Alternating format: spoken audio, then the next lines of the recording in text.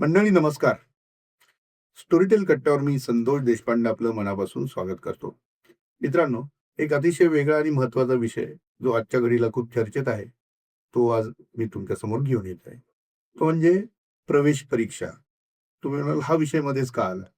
मित्रांनो, नीट म्हणजे वैद्यकीय प्रवेश परीक्षा जी आहे, त्याचं आज जे काही चालू आहे, ती परीक्षा रद्द करावी लागली पेपर लीक झाल्यामुळे. आणि त्यातून जो काही गदारोळ माजला, विद्यार्थ्यांचं भविष्य अंधकारात जाईल का काय असं अनेकांना वाटू लागलं. आणि त्यातून एक वेगळा गदारोळ सगळीकडे निर्माण झाला. आणि एक चर्चा वेगळी अशी सुरू झाली, की मग आता करायचं काय इथून पुढं? अशा परीक्षांचं जे पे फुटलेलं आहे त्यांचं करायचं काय? म्हणून हाच विषय आज मी चर्चेला घेणार आहे आणि त्यासाठी बोलतो करतो आहे शिक्षण तज्ञ, अ, विद्यार्थी चळवळीतील एक ज्येष्ठ कार्यकर्ते म्हणून ज्यांना आपण ओळखतो, सावित्रीबाई फुले विद्यापीठाच्या सिनेटचे माजी सदस्य प्राध्यापक धनंजय कुलकर्णी सर यांना. सर नमस्कार. नमस्कार. सर विद्यापीठाच्या सिनेटवर अनेक वर्ष कार्यरत होते आणि सातत्याने विद्यार्थ्यांचा आवाज ते आपल्यापर्यंत पोहोचवत असतात. मात्र विद्यार्थ्यांचा आवाज त्यांच्यापर्यंत पोहोचलाय का ते देखील आज आपण विचारणार आहोत. सर, नीट परीक्षा आणि तुमचं त्याच्यातला टेक. सर, मुळात ही नीटची परीक्षा जी आलेली आहे ती सर्वोच्च न्यायालयाच्या एका निर्णयामुळे, आदेशामुळे आलेली आहे. देशामध्ये ज्या 12वीच्या परीक्षा घेतल्या जातात त्या वेगळ्या स्टेट बोर्ड किंवा सेंट्रल बोर्ड किंवा वेगळ्या बोर्डाकडनं घेतल्या जातात. सर्व बोर्डाच्या परीक्षा या एकाच समपातळीवरती आहेत अशी आत्ताची स्थिती नाही. आणि त्यामुळे प्रवेश प्रक्रियेमध्ये कोणा विद्यार्थ्याला त्याची जी गुणवत्तेच्या आधाराने जर प्रवेश द्यायचा झाला तर 2 बोर्डाच्या विद्यार्थ्यांमधल्या गुणवत्तेमधले असलं अंतर हे नेमकं आपल्याला नेमकं सांगता येत नाही. त्यामुळे मग प्राधान्यक्रमाने कशी प्रवेश द्यायचा याला पर्याय म्हणून मग ही केंद्रीय प्रवेश पद्धती व्यावसायिक अभ्यासक्रम जे वैद्यकीय क्षेत्रातले आहेत त्यांच्यासाठी आली आणि ती सर्वोच्च न्यायालयाच्या आदेशामुळे आली. त्याला अनेक राज्यांनी विरोध केला नीटच्या परीक्षेला. कारण पूर्वी या नीटची परीक्षा नव्हती, तयारीसुद्धा या वैद्यकीय अभ्यासक्रमाचे प्रवेश होत होते. 12वीच्या गुणांच्या आधाराने प्रवेश होत होते. त्या महाविद्यालयाच्या व्यवस्थापनाकडे जे जे अर्ज येतील त्याच्या अर्जांच्या आधाराने तुम्ही गुणवत्ता यादी लावून ते त्यांना प्रवेश देत होते. आणि अशी कुठल्याही प्रकारची फार गोंधळाची गंभीर स्थिती कधी आलेली नाही. ही पूर्वस्थिती आहे. परंतु या एका समान पातळीवरती गुणवत्तेच्या आधाराने प्रवेश या एका संकल्पनेला धरून ही प्रवेश परीक्षा आली. आता प्रवेश परीक्षेच्या संबंधात तुम्ही जर विचार केला तर 12वीच्या अभ्यासक्रम परीक्षेचा म्हणजे जे फिजिक्स, केमिस्ट्री, मॅथ्स, बायोलॉजी याचा जो काही अभ्यासक्रम आहे आणि नीटच्या परीक्षेचा अभ्यासक्रम समान आहे. त्याच्या अभ्यासक्रमात कुठेही फरक नाही. 12वीची परीक्षा आणि नीटची परीक्षा याच्या पद्धतीमध्ये फरक आहे. बाकी अभ्यासक्रम एक असला आणि पद्धती वेगळी असते त्याच्यातनं वेगळं मूल्यांकन तुम्ही काय करतात. नीटच्या परीक्षेमध्ये तुमच्या अध्ययनाचं, अभ्यासाचं वेगळं मूल्यांकन काय केलं जातं तर तसं काही केलं जात नाही. फक्त पद्धतीमध्ये फरक आहे. इकडे तुम्हाला मल्टिपल चॉईस किंवा पर्याय देऊन उत्तर देऊन त्याच्यात तुम्हाला फक्त योग्य पर्याय कुठला निवडून तुम्हाला त्याची उत्तर द्यायची हा एक भाग. त्यामुळे नीटच्या परीक्षेतनं तुम्ही काही नवीन शोधून काढतात त्या विद्यार्थ्याची गुणवत्ता अशी स्थिती नाही. फक्त समान पद्धतीने परीक्षा होते एवढाच त्याचा काय तो वैशिष्ट्य आहे. दुसरं त्यातली समस्या अशी आहे की देशभर एकाच दिवशी एकाच वेळेला जम्मूपासून खाली केरळपर्यंत एकाच प्रश्नपत्रिकेच्या आधारे परीक्षा होते. ही व्यवस्थाच आज कालबाह्य आहे. म्हणजे प्रश्नपत्रिकेच्या आधाराने देशभर विशिष्ट वेळामध्ये ती परीक्षा घेतली जाणं याच्यातनं अनेक समस्या उभ्या राहतात. मग तो प्रश्नपत्रिका तयार करणे, छापणे, ती एवढ्या हजारो केंद्रांवरती पाठवणे, त्या ठिकाणी त्या केंद्रांवरती विद्यार्थ्यांची सगळी परीक्षा व्यवस्था पारंपरिक पद्धतीने करणे, याच्यामध्ये अनेक त्रुटी राहिल्यामुळे आणि अनेक गैरप्रकाराला वाव असल्यामुळे हितसंबंधीय लोक मग तो प्रश्नपत्रिका फोडणे, ती विद्यार्थ्यांच्यापर्यंत परीक्षेपूर्वी पोचवणे आणि त्याच्यातनं त्यांना अधिकाधिक अधिक गुण मिळवण्याचा प्रयत्न ते करतात. ही गैरव्यवस्था ह्या गैरपद्धती गेल्या 5-6 वर्षात प्रामुख्याने जास्त प्रकर्षाने अनुभवला आलेल्या आहेत. मग तसं प्रकरण घडल्यावरती मग शासन नेहमीच्या पद्धतीने त्याची चौकशी करतं, कोणी दोषी असतील त्यांच्यावरती कारवाई करतं, असा प्रकार चालू आहे. पण मुळात या परीक्षेची आवश्यकताच नाही असं एक अनेकांचं मत आहे. ते आमचे मत आहे. कारण याच्यातनं आपण नवीन कुठलीही गोष्ट मूल्यांकन करत नाही. 12वीच्या परीक्षेच्या आधाराने मूल्यांकन करणं हे सोपं आहे. आणि दुसरी गोष्ट, अगदीच तुम्हाला प्रवेश परीक्षा घ्यायची असेल, तर जसं 12वीचे 6 विषयांची परीक्षा होते, तसा 7वा एक पेपर तुम्ही वेगळ्या पद्धतीने ठेवून त्याची परीक्षा त्या 12वी बोर्डाच्या परीक्षेवरूनच एक पेपर तुम्ही त्या विद्यार्थ्यांना दिला लिहायला. तर त्याची जी काही तुमच्या 12वी बोर्डाच्या परीक्षेवर याचाही निकाल लागेल आणि तुम्हाला त्या गोष्टी करता येईल. माणिक सर, आक्षेप अनेकांचा इथं असा होता ज्याच्यामुळे ॲक्च्युली नीट ची हां. सुरुवात झाली, की काठिण्य पातळी परत एक. हां. म्हणजे 12वीचा बोर्ड आपला जो आहे SSC बोर्ड आणि CBSE बोर्ड HSC बोर्ड किंवा किंवा CBSE ICSE बोर्ड. असेल, असे तिकडे मग कमी पर्सेंटेज मिळतात, इकडे जास्त मिळतात, मग इथल्या मुलांना जास्त संधी मिळते, असा एक आक्षेप घेतला जातो. सर असं आहे, मग हा मेळ साधणार कसा? हा मेळ साधायचा असेल तर ही मी म्हटलं तसं 7वा विषय प्रवेश परीक्षेचा एक समान पद्धतीची परीक्षा तुम्ही देशभर घ्या. पण ती एका दिवशी एकाच वेळेला घेण्याची आवश्यकता नाही. हा एक भाग आहे. आणि दुसरी त्याच्यातला मुद्दा असा आहे की तुम्ही ही परीक्षा ऑनलाईन घेऊ शकता. ऑनलाईन परीक्षा घेणं आणि एक लाखो प्रश्नांची प्रश्न पेढी तयार करून त्याच्यातनं प्रत्येक विद्यार्थ्याची स्वतंत्र प्रश्नपत्रिका ऑनलाईन त्याला उपलब्ध होऊ शकते. त्यामुळे पेपर फुटण्याचा, शेजारी बसलेल्या विद्यार्थ्याचं प्रश्नपत्रिका वेगळी आहे, माझी वेगळी आहे, त्यामुळे त्याच्यात गैरप्रकार होण्याचा, एकच प्रश्न सर्वांना विचारण्यापेक्षा सगळ्यांना वेगवेगळे प्रत्येकाला स्वतंत्र प्रश्नपत्रिका देण्याची आज ऑनलाईन पद्धत उपलब्ध आहे. त्या पद्धतीचा वापर करून जर परीक्षा ही झाली तर याच्यात गैरप्रकार होणार नाहीत, परीक्षेची विश्वासार्हता टिकून राहील आणि अगदीच परीक्षा घ्यायचीच झाली तर या पद्धतीने घ्यावी. आणि आता काल शासनाने अशा पद्धतीचा निर्णय जाहीर केला आहे की पुढची वर्षी होणारी परीक्षा ही आम्ही ऑनलाईन परीक्षा घेऊ.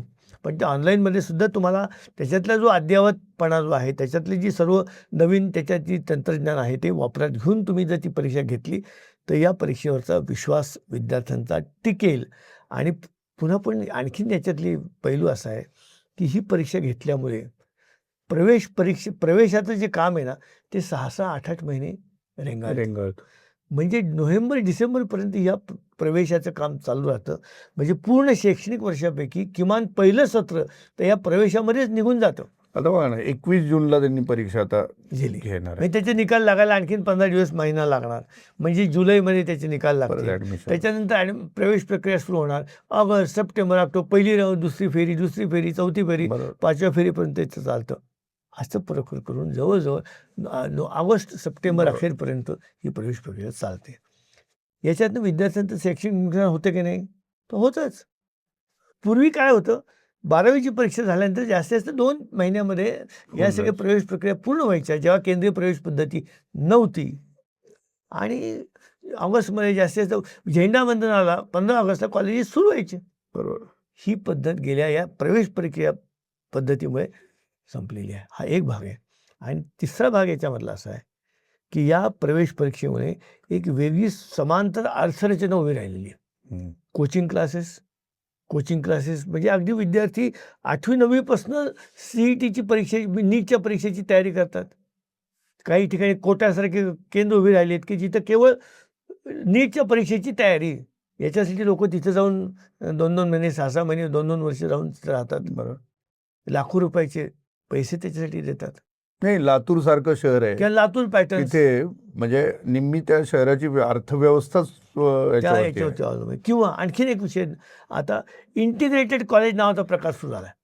म्हणजे विद्यार्थ्यांनी कॉलेजमध्ये जाण्याची आवश्यकताच नाही. कॉलेजमध्ये फक्त औपचारिक प्रवेश घ्यायचा, तिथे त्यांची प्रात्यक्षिकची परीक्षा होणार आणि लेखी परीक्षेला त्या ठिकाणी जाऊन बसायचं. बाकी कॉलेजमध्ये त्यांनी शिकायचं नाही, कॉलेजमध्ये बाकी काही करायचं नाही, त्यांनी क्लासला जाऊन बसायचं. Nominal admission. हा एक अत्यंत गंभीर प्रकार सुरू झाला आहे. त्यामुळे एक समांतर विद्यार्थ्यांच्या आर्थिक शोषणाची व्यवस्था याच्यात निर्माण झाली.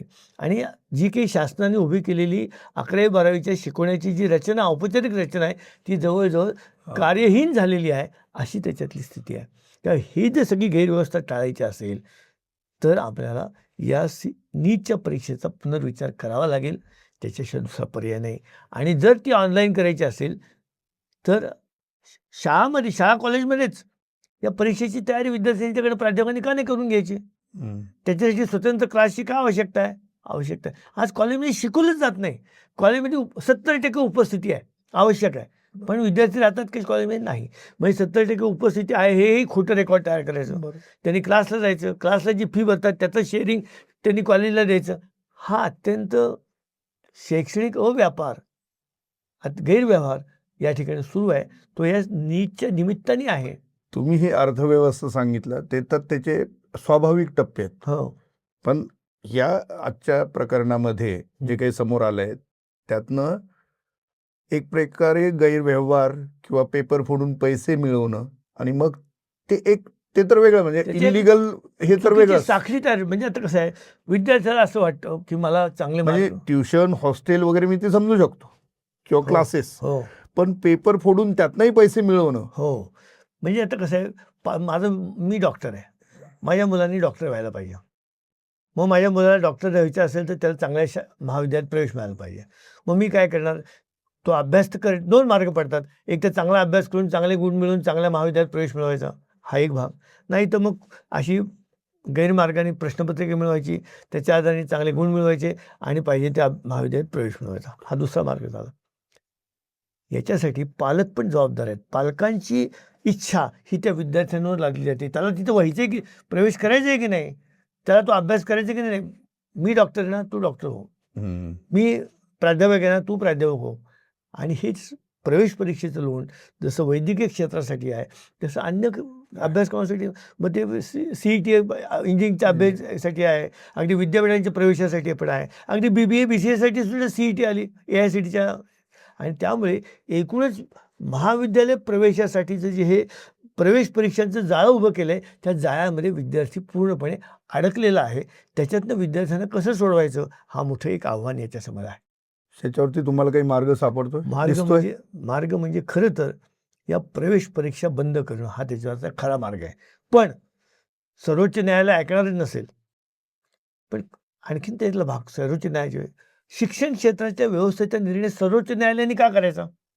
इथले कुलगुरू, इथले शिक्षण अधिकारी, इथले ज्येष्ठ प्राध्यापक, प्राचार्य, शिक्षण तज्ज्ञ यांनी या व्यवस्थेचा विचार केला पाहिजे. आता तक्रार घेऊन जेव्हा तुम्ही सर्वोच्च न्यायालयात जाता तर सर्वोच्च न्यायालय त्याच्यातनं एक निर्णय करून करतात. पण यांनी याचा व्यापक विचार करून निर्णय करायला नको. म्हणजे हे जे शिक्षण व्यवस्थेतले निर्णय करणारे लोक आहेत, ते आपली निर्णय करण्याची जबाबदारी टाळून ते न्यायालयावरती सोडून देतात. मग न्यायालयाने निर्णय केला त्याच्या मागं आपण लपायचं आणि त्याप्रमाणे जे काय व्हायचं ते होईल, हे टाळलं पाहिजे.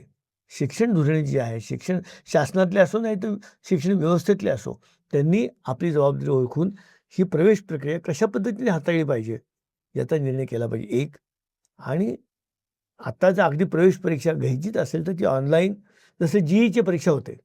GEच्या परीक्षेचा पेपर फुटला असं काहीतरी बातमी आली की तुमच्याकडे? नाही आली. किंवा जे परदेशी विद्यापीठामध्ये प्रवेश घेण्यासाठी ज्या प्रवेश परीक्षा दिल्या जातात, ऑनलाईन दिल्या जातात, त्याचे पेपर फुटल्याची कधी बातमी आली का? नाही आली. त्याची जी एक सिस्टीम लावली, तशी सिस्टीम जर तुम्ही याला लावली आणि या प्रवेश परीक्षामुळे प्रवेश प्रक्रिया लांबणार नाही. म्हणजे 12वीची परीक्षा होता 12वीचा निकाल लागेल, त्याच वेळेला माझा प्रवेश परीक्षेचा निकाल पण लागेल आणि दोन्हीच्या आधाराने मी माझी प्रवेश प्रक्रिया पुढच्या 2 महिन्यामध्ये पूर्ण करेल आणि किमान ऑगस्टमध्ये तरी महाविद्यालय सुरू होतील. अशी आदर्श पद्धती येऊ शकेल का?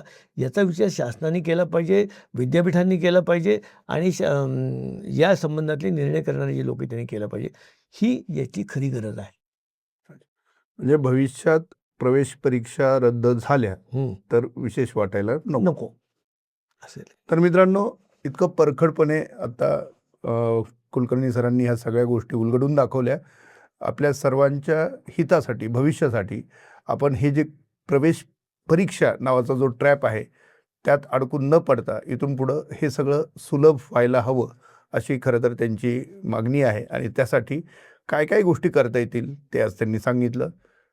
तुम्हाला हा मार्ग कसा वाटतो किंवा तुमच्या काही कल्पना आहेत का वेगळ्या, आम्हाला नक्की कळवा. आपल्याला हा एपिसोड आवडला असेल जरूर लाईक करा आणि आम्हाला आपल्या प्रतिक्रिया कळवा. धन्यवाद.